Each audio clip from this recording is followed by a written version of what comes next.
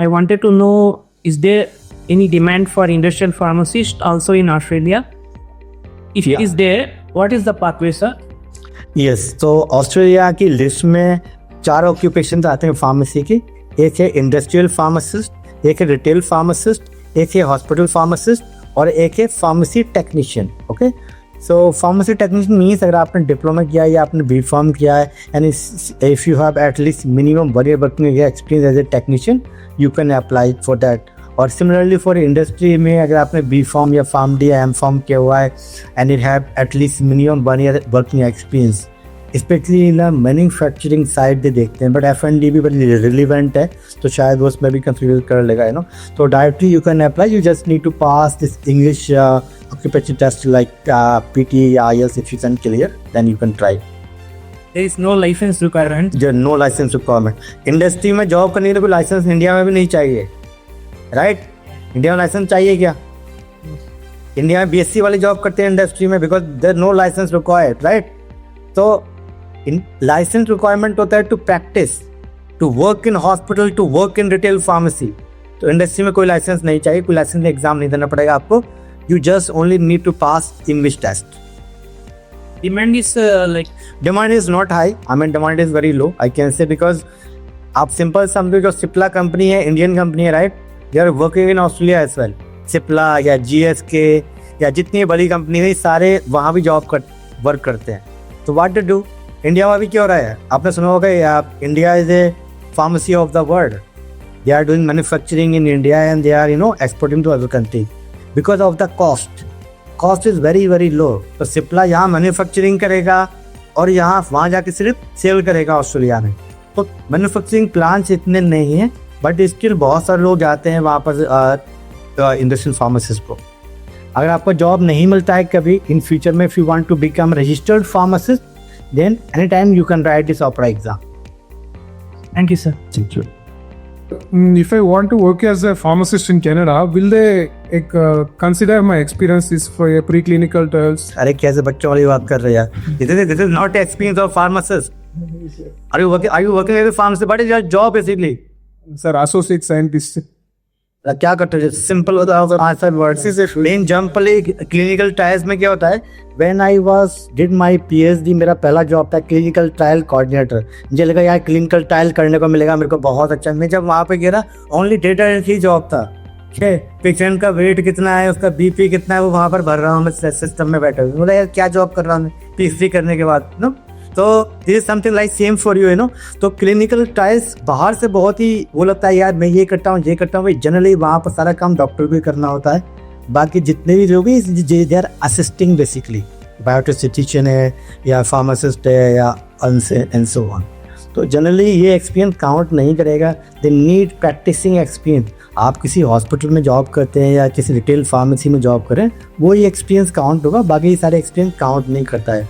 Pharmacovigilance में हो गया या मेडिकल राइटिंग में, मेडिकल कोडिंग में, रेगुलेटरी अफेयर में, क्लिनिकल ट्रायल्स में, ये सारे, या कोई आप सेल्स एंड मार्केटिंग में या आप इंडस्ट्रियल फार्मेसी में, ये सारा एक्सपीरियंस काउंट नहीं करेगा as a pharmacist. Means if you are practising in hospital और रिटेल फार्मेसी या एज ए क्लिनिकल फार्मासिस्ट, ये सारा एक्सपीरियंस काउंट करेंगे वो। Okay, sir. Thank you. Sir. Thank you. Hello, sir. Okay. So, is there any separate exam apart from like pharmacist? There is an exam, but for clinical pharmacist, what is the way? Saudi का ऐसे नहीं, सभी बहुत problem क्या चल रहा है। Even pharm D करने के बाद भी बहुत सारा यूनिवर्सिटीज को अप्रूवल है। कहाँ से किया है आपने pharm D? RGUHS? Yes, sir. ये डिग्री ये यूनिवर्सिटी को अप्रूवल ही नहीं है। सऊदी में हमने बहुत सारे बच्चों को अप्लाई किया, पता नहीं वो उनको सिस्टम में उन्होंने क्या किया हुआ है। They are giving certain university पर they are given approval. You can write, you can become pharmacist. Clinical pharmacist तो बात की बात रही, वो एग्जाम में लिखने को नहीं बोलता है वहाँ पर।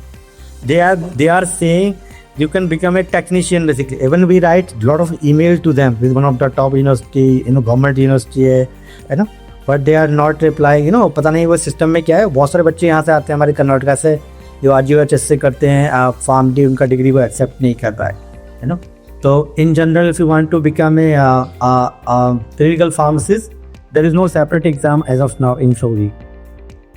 What is the way? Like if they are not accepting RGHS in Saudi, what is the other? नहीं सऊदी क्यों जाना है, दूसरी कंट्री चले जाओ, नहीं एक्सेप्ट कर पा डिग्री तो नहीं, इसकी डिमांड नहीं है तो तुमको जरूरत नहीं है कि जा रहे हो चलती, आप दूसरी कंट्री चले जाओ।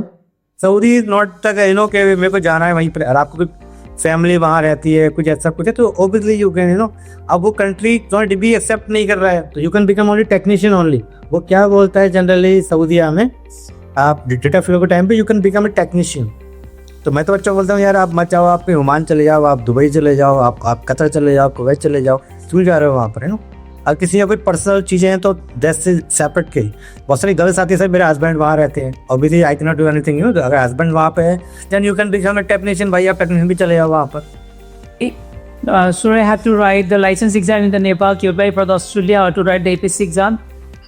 Yes, you must be a registered physiotherapist in your home country. I mean, in our portal we have students from 79 countries, including Nepal. Nepal में हमारे पास so many students हैं, ठीक है।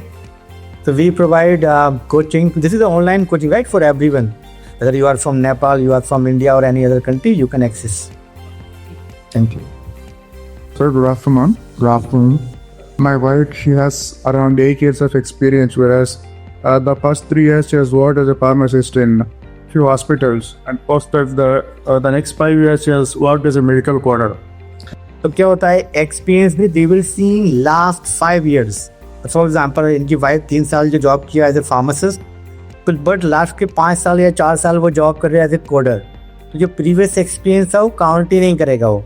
अभी now she is basically a medical coder, not as a pharmacist, you know, because they see the experience. You must be a practicing professional in your field when you are applying. Okay? तो if you are a pharmacist, तो आप वो job छोड़ कर coding की फिर से आप हॉस्पिटल में स्टार्ट कर दो and you can pass the exam and then you can, because इस प्रोसेस में भी 1 साल तो लगेगा पूरे एंटायर जर्नल को कंप्लीट कर रहा हूँ। Each work for 5 years. No ये इस पर मैंने एक वीडियो भी बनाया था। India government what is saying, they are saying you are a B pharm only. अगर आपने डिप्लोमा किया पहले फिर आपने लेटरल एंट्री किया बी फॉर्म, तो B pharm is 2 year B pharm, it is a 4 year degree, not 5 year degree.